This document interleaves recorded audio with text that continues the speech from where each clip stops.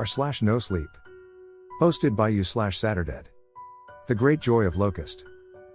My grandfather, Edgar Eddie Horace, passed away in early February. This was a man who inspired me my whole life and encouraged me to pursue whatever whims I was passionate about. When I wanted to be an astronaut, he sent me to space camp. When I wanted to be a soccer player, he got me my first pair of cleats. So years later, when I wanted to get into aerospace engineering, there was no question about it, he was there to help. He knew I'd eventually find my way, and that the best thing to do was to encourage me to try, and to push myself further. I've found great success in my work, and I've always been grateful to Eddie for his ceaseless enthusiasm. So when I heard about his suddenly deteriorating health, I dropped everything. When you get to your 80s, things can change at the drop of a hat. There is nothing more terrifying than the human condition. But the story I'm about to tell you comes close. I took care of Eddie those last few weeks of his life. We wanted him to be able to spend that time at home with friends and family, and we did whatever we could to make that happen. But Eddie had plans. He didn't want to spend time at home, he wanted to travel one last time. He had this strange idea to go to this little town in South Dakota. I couldn't figure out why, but he was determined. He got this strange shimmer in his eyes whenever he spoke about it. "I gotta go," he said. "Please, I just gotta go." It was a small town northeast of Rapid City. You could barely see it on a map. You could see the houses, but there's no name to it. That's how I got to know about Locust, South Dakota. Eddie died 2 weeks ahead of his planned trip to Locust. His passing was sudden, devastating, and confusing. I'd never heard him talk of that place before, and there was no real explanation as to why he wanted to go there. So I decided, as a final show of gratitude, to spread his ashes there. I made a reservation at a motel and drove out there over the weekend. There was no information about the motel I was staying at, what the buildings in the town were used for, or who lived there. It was a whole town of question marks. Not because of anything being hidden, but because no one cared to look closer. This was the kind of town that was just a bunch of houses by the side of the road. The kind of place you pass by, only ever asking yourself who would live in a place like that to begin with. But when the time came, I carefully packed Eddie's bronze urn and took to the road, not knowing what to expect. I'd never been to South Dakota before. On my first day driving through Rapid City, there was this violent snowfall that almost threw me off the road. Going up to Locust was about as flat a terrain as it gets, these endless fields of snow, stretching for miles. Not that you could see that far, because of the weather, but still. That first night in Locust wasn't anything special. I arrived pretty late, got myself a gas station hot dog from across the street, and crashed in my room. The owner seemed nice enough, a soft-spoken elderly woman called Dottie who was eager to make sure I had everything I needed for my stay. I crawled into bed, watched some TV, and fell asleep. I left Eddie's urn out, he loved watching late-night television. I figured he'd appreciate me leaving it on. The weather had cleared up by morning. The sun reflecting off the fresh snow was blinding, and there was this awkward humidity in the air. It was still cold, but wearing a jacket made me feel sticky, like a warm ham in a plastic bag. Awful. I brought my backpack, taking Eddie along. I was gonna check out the town, ask a few questions, and try to figure out why my grandpa wanted to go here so badly. Dottie, the owner, was up early. She asked me all about my plans, if I'd slept all right, if the water pressure in the shower was okay. I got the impression that she didn't see a lot of new people. "I'm actually here for my grandpa," I said. Before I got the chance to elaborate, Dottie lit up like a candle. Her smile growing wide, and a laugh bubbling up. "How exciting," she said. "Wait, don't tell me, you're Donnie's boy, right? Or is it Hector?" "No, sorry, I wasn't clear. My grandpa never made it here." "Oh, I'm so sorry to hear that," she sighed. "I'm sure he would have loved our little town." "It's strange," I said. "I don't think he's ever been here. Why'd he be so eager to visit?" "None of us have been to heaven neither," she smiled. "But we can still wish to see it." She laughed it off and took me to a small dining room. Fresh bacon, eggs, and coffee. A little slice of heaven, right there. Dottie had a few other guests that morning. An old couple, and a woman in a wheelchair. Just people from the neighborhood, it seemed. The woman in the wheelchair had an oxygen tank and a white mask covering half her face, which she carefully removed to put tiny pieces of pancake in her mouth. She winced with every bite. I first mistook her for an older woman, but on closer inspection, she was close to my age. I was seated straight across from her, at an opposite table. Dottie sat down with me halfway through my breakfast, under the guise of offering me a refill for my coffee. "I'm so sorry about your grandfather," she said. "Was it sudden?" "It was his time," I nodded. "We just thought he had a little more left." "Terrible," Dottie sighed, shaking her head. "But the Lord knows when our time is due." "Yeah, well. Eddie wasn't really a good friend of the church." "Nonsense. We're all friends here." As she left the table, I found myself staring into the eyes of the woman at the opposite table. A thin gray membrane covered her eyes, as the machine pumped air into her lungs. But there, deep inside her dying orbs, was a strange shimmer. Something I recognized from the many hours I'd spent with my grandfather. She knew something. She'd seen something. Something. I went back up to my room to get my things. I got Eddie's urn, put it in my backpack, and double-checked my email. I still had a life to attend to, even if I'd taken some time off for Eddie's sake. There were meetings being planned, Zoom calls to attend. Never-ending spreadsheets. I was in a different headspace, thinking about the practicalities. So when I came face to face with the elderly couple I'd seen downstairs, my mind sort of blanked. They were standing literally outside my door, about to knock. They seemed just as surprised as I was. "Oh, hi," the old man said. "Haven't seen you around before. Can I help you?" I asked. "We heard you talking to, Dottie," the man continued. "About your grandfather." "All right. Yeah, he passed, recently." The two of them nodded and looked at one another. "There's someone you ought to talk to." Not knowing what to expect, I agreed to come along. They seemed harmless enough, and I didn't know where to begin with this town. Not that there was much to see. We took a long walk to the east side of the town, past the gas station and supermarket. I could see the town church in the distance, blending into the white of the snow. The cemetery was on the other side of a hill. There were a few houses lining this side of town, and at the far end of the road was a mansion made of eggshell white brick. There was a red mailbox with the name Saffron printed in large letters. Walking up to the door, an older man stepped out to greet us. He looked to be in his early 70s. He had a full head of long hair, a bright white and fully starched shirt, and a prominent golden cross necklace. The couple introduced me to him. "This is Joel," they said. "I'm sure he can straighten things out." I shook his hand, and we looked at one another for a few seconds in complete silence. Finally, I gave him my name. "I'm so thankful for you to be here," he smiled. "I'm sure you have many questions." Joel invited me into his home. The couple asked me to have a blessed day and disappeared into the bright winter sun. Joel offered me a glass of water and sat me down by the kitchen table. He had a spotless house, except for some dead bugs in the windowsill. But everything had this slight smell of either detergent or chemical lemon. There was also a slight reverb to everything I did and said. I showed Joel my grandfather's urn and explained what had happened. I told him about this mysterious obsession with the town, and this absolute determination to see it before his passing. Joel just looked at me, nodding. He was very easy to talk to, and he was eager to ask follow-up questions. Finally, he took the urn, gently, and looked at it. "I was in a similar predicament," he said. "But the good Lord decided to keep me around for a few more years. Praise be." "So what was it that drove you here?" I asked. "Why this place?" Joel thought about it as he carefully put the urn down. He cleaned it with a napkin. "I raised a lot of horses back on my ranch in Minnesota," he said. "Beautiful place. Had these fields of sunflowers with the same color as the sky. Looking out on hazy mornings as the sun rose, you might think you're looking into heaven. But with horses grazing on the clouds," I smiled. Joel grinned. He patted me on the shoulder, nodding enthusiastically. "I like that. Yes, like horses grazing on the clouds above. What a glorious view." He turned in his seat, looking over at the urn, and lowered his voice. Slowly, his smile faded. "But horses have this amazing ability," he said.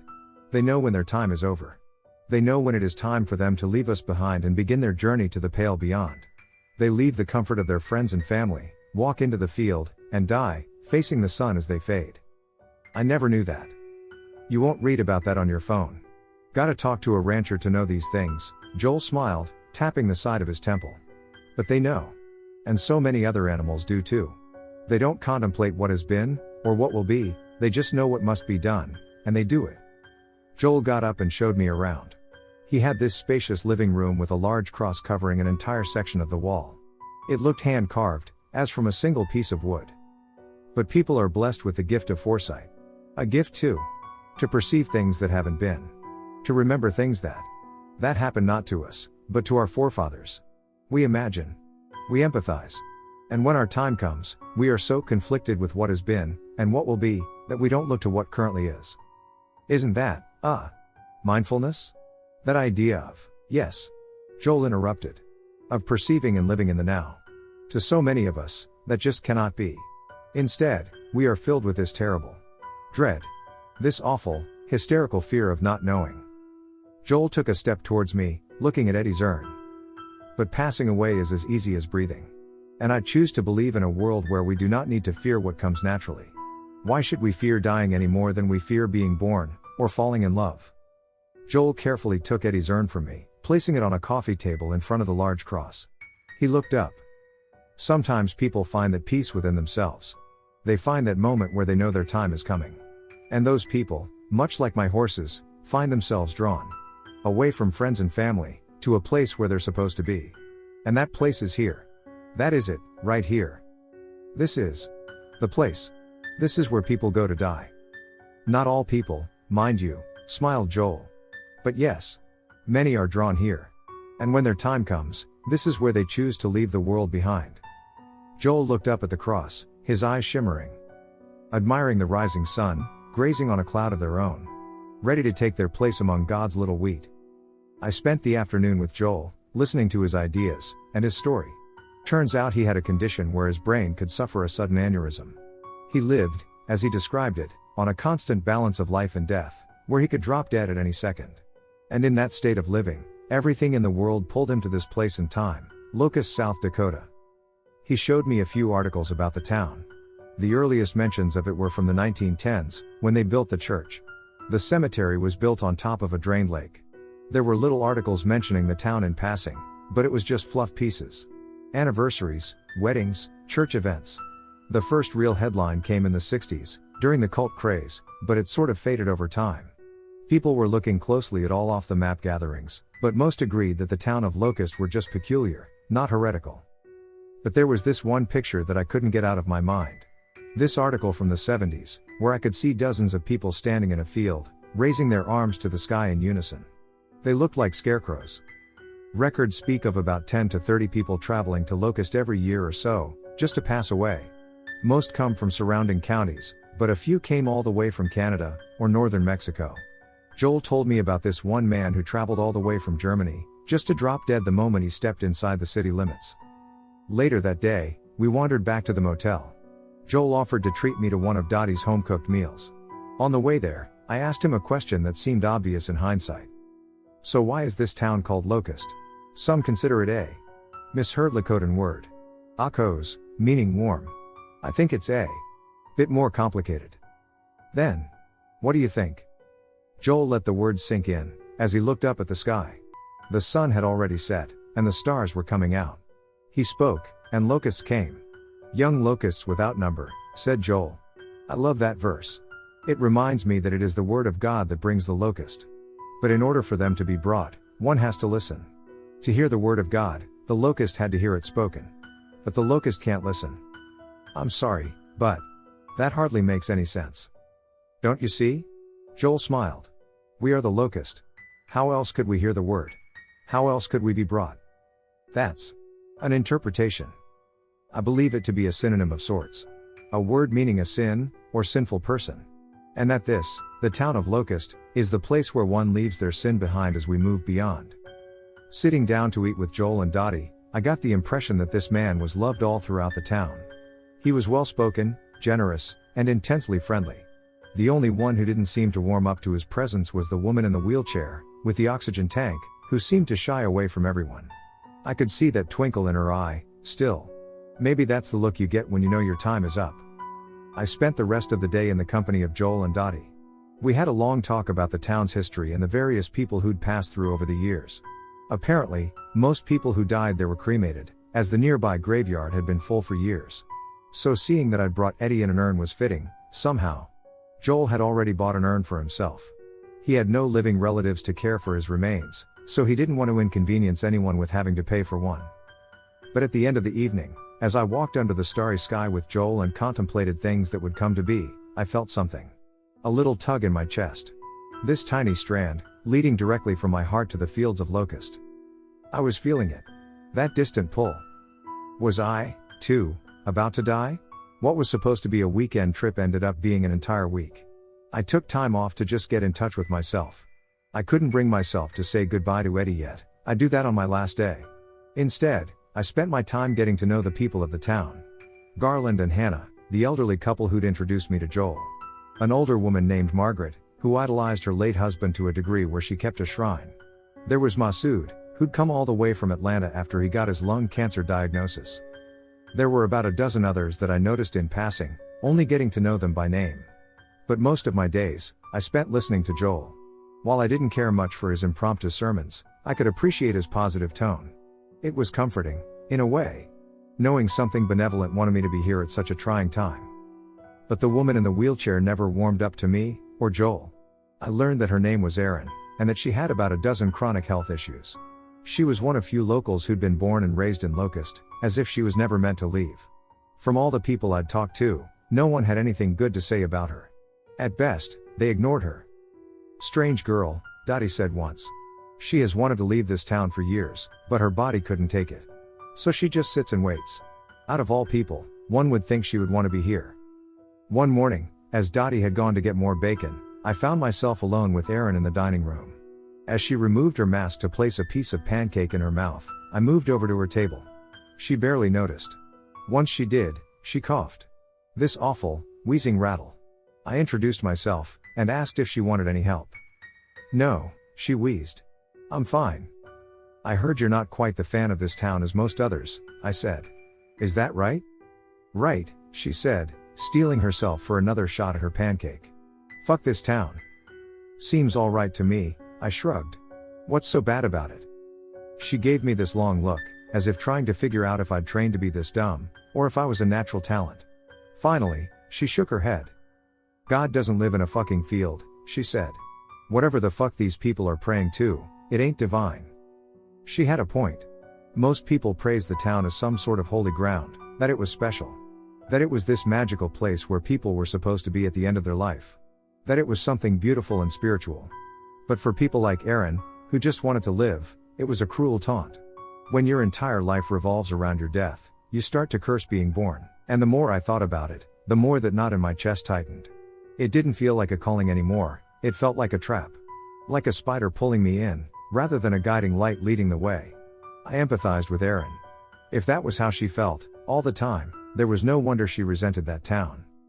I decided to cut my extended visit short. I checked out the next morning, a few days ahead of what I'd paid for. Dottie didn't understand, and was eager to clear up whatever problem I'd encountered. I tried explaining that my time there was over, and that I had to return to my own life. Dottie seemed crushed, as if she couldn't understand why anyone would want to leave. This was, after all, the place where we all would end up eventually. Why leave? Why not just get comfortable? Still, I got in my car. Dottie protested as I backed out of the driveway and broke the speed limit on my way out. I could imagine Erin smiling for the first time in years, knowing I'd left town because of her. But that tug in my chest grew stronger. Insistent. My pulse rose, as my body was trying to figure out why I was going the wrong way. Like diving deeper when I needed to come up for air. I kept coming back to the same thought, over and over: if this was the end station, why leave? Why not just stay, and face my maker? To shed my sin, my locust, and rest pure in this perfect little town? I had to pull over. My pulse was going crazy, and I clutched my chest. It ached, sending red strands of pain pulsing through my arms. I closed my eyes to keep the tears in. Then, I got a text. It was from Dottie. Apparently, I'd forgotten my grandfather's ashes. I came rolling back to the motel like a shamed dog. There was a whole bunch of people waiting for me in the parking lot. Joel was there, holding Eddie's bronze urn. They all looked at me with nothing but joy on their faces, like a lamb returning to the herd. They wanted me here. They wanted me to belong. And damn it all, there was an intense relief being back. I parked and got out. Joel placed the urn on the roof of my car and wrapped me up in a big hug. The others awed and oohed. "We're gonna miss you," Joel said. "Are you sure you have to leave?" "I have to do what I came here for," I said. "Eddie wanted to be here, not me." "Then I suppose we ought to get to church," smiled Joel. "What better place to lay to rest?" Eddie wasn't a big church guy. Then maybe the hill overlooking the graveyard? Added Dottie. It's beautiful up there. I thought about it. It wasn't quite the picture I imagined in my head when thinking about Eddie, but if that was what he wanted, that's what he'd get. It is never too late, said Joel. Not for him, not for you. If anyone is in Christ, he is a new creation. Old things have passed away, and look, new things have come. Corinthians, added Garland. Praise be. We made our way through town, picking up more people as we went along. It was another beautiful, sunny day. The snow had started to melt in places, making the slush sink into my shoes. Some of those coming along had started singing psalms. Joel, on the other hand, seemed only to want to help. Excuse them, he whispered. They're just eager to see someone joining our congregation. I'm not joining you, I said. I know, nodded Joel. But he is. He tapped the side of Eddie's urn, and I got this sinking feeling.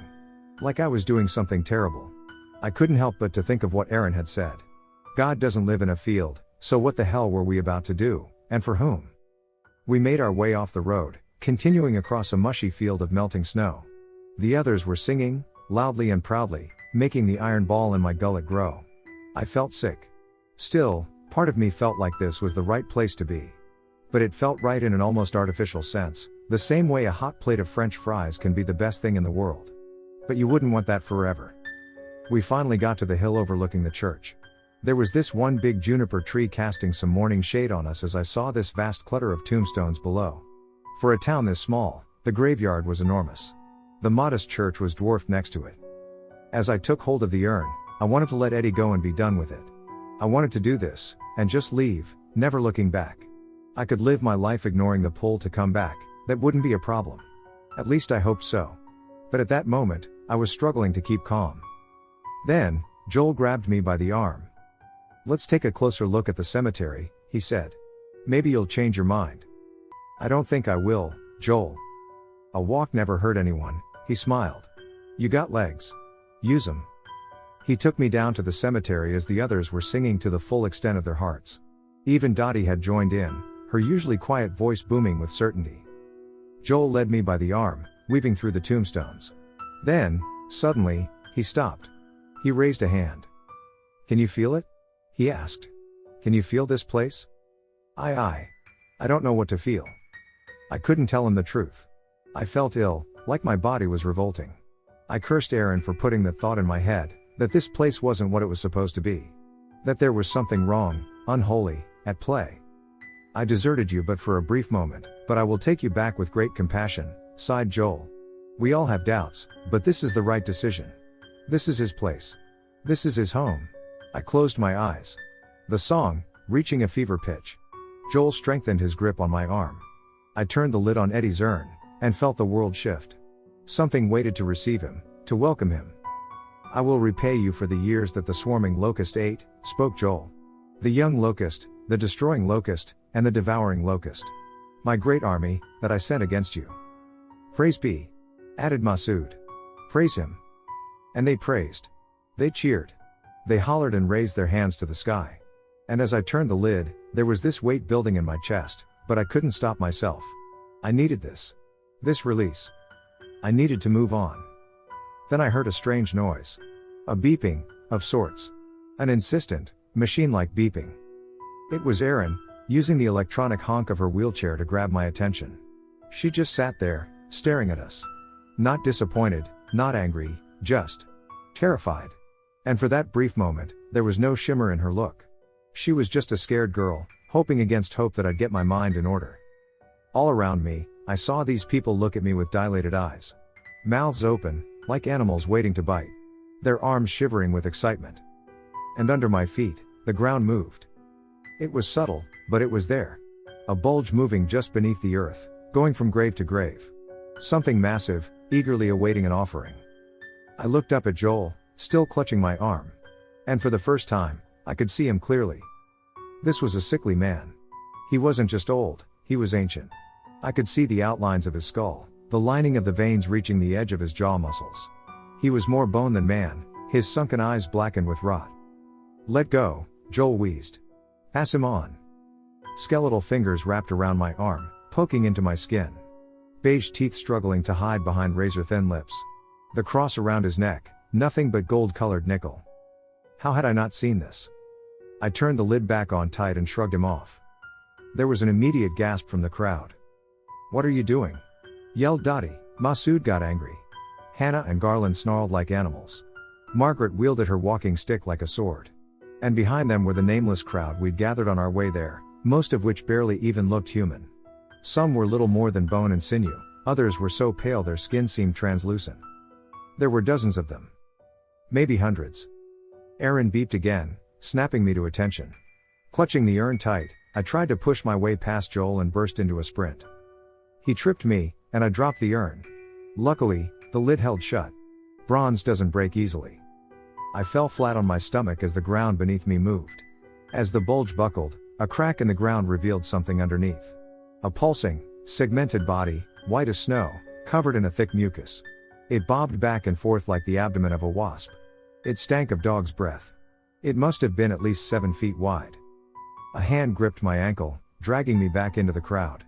Joel stood ahead of me, lifting the urn. "You've already committed him," he said. "You can't go back on your word. A bond has been made, and the price must be paid. Would you deny your loved one's salvation?" I struggled. Hands grasped me, lifting my head, forcing me to watch. That iron ball in my stomach felt like an egg, ready to hatch. I wanted to beg for forgiveness, but not from whatever God they praised, but from Grandpa. I shouldn't have taken him here to begin with. I should have known better. Joel held the urn high, speaking at the top of his lungs.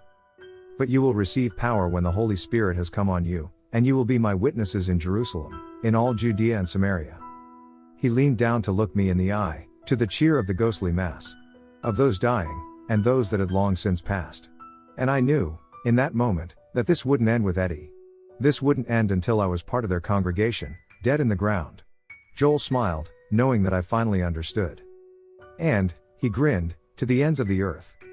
There was a metallic clang. I felt hands release me, as the congregation panicked. There, right behind Joel, was Erin. She'd gotten up from her chair, hobbled all the way over, and whacked him over the head with her oxygen tank.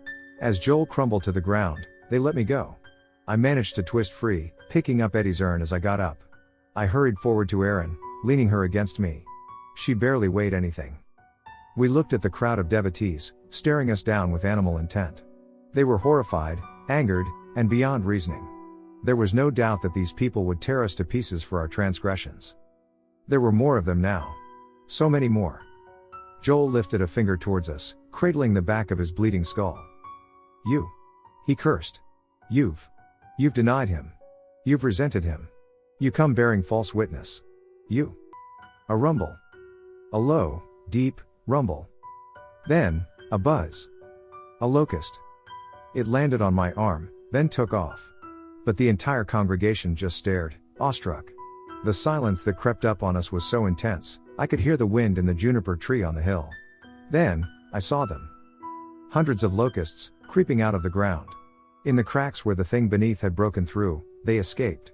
Joel had promised it a meal, but it had been denied. That wouldn't stop it, however. It hungered. It would eat, no matter what, or whom. The locusts first started crawling up Joel's legs, then Dottie's. On Masood, they started with his hands. Margaret had them chewing on her neck. Hannah and Garland held each other, keeping the song alive. I saw the first drops of blood in the snow. There was a sudden jolt as the ground shifted.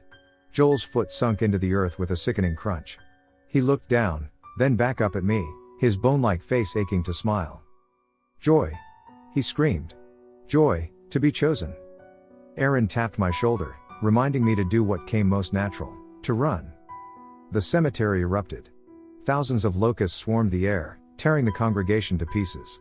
Stripping them of their clothes, their skin, their hair. I could hear them choking as swarms of creatures forced themselves down their throats. But there were no screams, just songs and praises. Joyous laughter as they held one another, thanking whatever God may be. But in seconds, their songs were drowned with the pitter-patter of air-thin wings. And as we ran, despite being 30 feet away, I could still feel the ground shift. Aaron kept smacking me on my arm, like trying to get a racehorse to go faster. As I got Aaron to her wheelchair, the entire cemetery was engulfed in this mixture of gray and brown, like a descending cloud. A filthy, buzzing cloud, tearing everything into base components. stripping everyone of their identity and purpose. All the while, Joel was laughing. His deathly smile never faded as he sunk into the earth. The greatest joy of his life, to be devoured by whatever god he praised. Chunk by chunk, I got bitten 12 times in less than a minute. I didn't even know Locust could do that. Erin had them stuck in her hair, in her oxygen mask, everywhere. We tried to brush them off as I hurried down the hill, back to the motel. By the time we got to my car, the swarm had already descended from the church. These things were everywhere. I could hear them smacking into the windows of the motel with a rhythmic tapping. There was no question about getting Erin out of here, she was coming with me. I dropped her in the passenger seat and started folding up her wheelchair. She smacked me again, accidentally brushing off a biting locust. "Leave it," she wheezed. "Let's go." There was a dozen of them in the car with us, but we just had to go. I could hear them rattling in the air conditioning. For the second time that day, I backed out of the driveway, and broke the speed limit. On my way out of town, I felt that tug in my heart. That thing in me telling me that I was misunderstanding everything. That I was letting myself down. That I was breaking a holy covenant, and that some things were not meant to be understood by people like me. That there was a reason that the first things angels said, when revealing themselves to mortals, was to not be afraid. My chest ached. A red pulse forced me to blink. Sweat stung my eyes. Erin placed her hand on mine. All she had was half an oxygen tank, and a way out of town. That seemed more than enough. "I'm scared too," she said. "Keep going." So I did. We were halfway to Rapid City when I slowed down, easing my cramped foot. The locust had died. My mind was quiet. Eddie's urn rested carefully on Erin's lap. And as I looked over at her, I saw the gray membrane clear from her eyes. She took off her oxygen mask, breathed free, and smiled. This was some time ago. I don't expect everyone to believe it. But if you look it up, Locust, SD, is still there. Maybe new people have moved in, others who felt the call. I found the perfect spot for Eddie. There's this place not far from his childhood home where you can watch the fishermen bring in the catch of the day. All year long, you can smell fresh crab stew, Eddie's favorite. I knew he'd love it there. At first, I thought Erin was going to die. Turns out many of her problems weren't as bad as we'd imagined. Sure, she had some muscle atrophy from spending years in that chair, but physical therapy would go a long way. Apparently, there'd never been anything wrong with her eyes, and her lung problems were inconclusive. The doctor figured it was some sort of perpetual allergic reaction, possibly to insect bites. Away from that town, Erin looks to make an almost full recovery. I don't know what to make of all this. I think there are plenty of reasons for people to go to places and find comfort in their beliefs. I think there are good reasons for us to deal with what we are, and what we will become. Much like all the people of Locust, we find our comforts in knowing we belong in this world, even after we're gone. Thinking back on all of this, I think Joel was right about one thing. That leaving this life behind is nothing to be feared. That it is as natural as being born, or falling in love. That it is reasonable to have faith about a merciful and benevolent creation, whatever form that may take. But I know that none of that benevolence and none of that mercy lived in the town of Locust, South Dakota.